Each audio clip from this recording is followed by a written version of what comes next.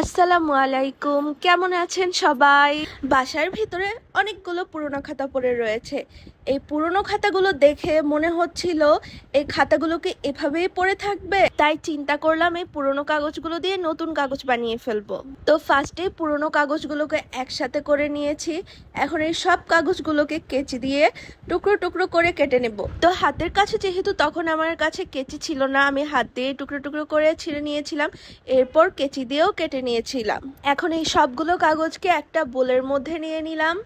এখন এই বোলের ভিতর পানি নিয়ে নিলাম মগ দিয়ে। সেই পানিগুলো দিয়ে কাগজটাকে আমার কিছুক্ষণ ভিজিয়ে নরম করে নিতে হবে। কাগজগুলো নরম হয়ে গেলে একটা হ্যান্ড ব্লেন্ডারের সাহায্যে আমি কাগজগুলোকে সুন্দরভাবে স্মুথলি ব্লেন্ড করে নিচ্ছি। কাগজটা বানিয়ে নেওয়ার সময় তো কাগজটা বানানো হচ্ছিলই না, আর আমাদের কাছে যেহেতু কোনো কাগজ বানানোর কোনো ইকুইপমেন্ট ছিল না, তো আমরা এখানে ব্যবহার করেছি একটি ছাঁকনি। এরপর ব্লেন্ড করা কাগজগুলো এই এক বালতি পানির মধ্যে দিয়ে ড্যাব ড্যাব করে ভিজিয়ে নিয়েছি, একদম এলোমেলো করে দিয়েছি।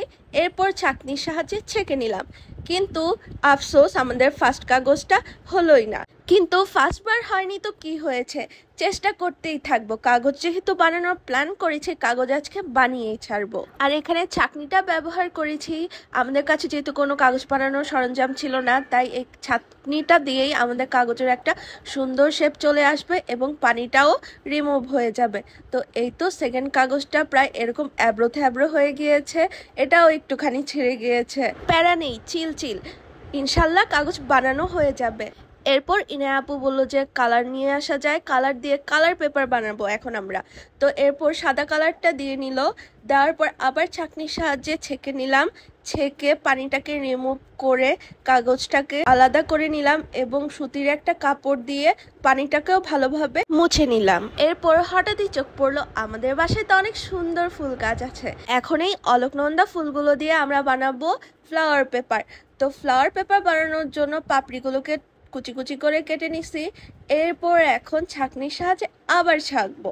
মাশাআল্লাহ, আলহামদুলিল্লাহ, এই কাগজটা দারুণ হয়েছে। আমরা তো ভয় পাচ্ছিলাম কাগজটা না ছিঁড়ে যায়। এরপর লাল কাগজ বানাবো, নীল কাগজ বানাবো, কালো কাগজও বানাইছিলাম, গোলাপি কাগজও বানিয়ে।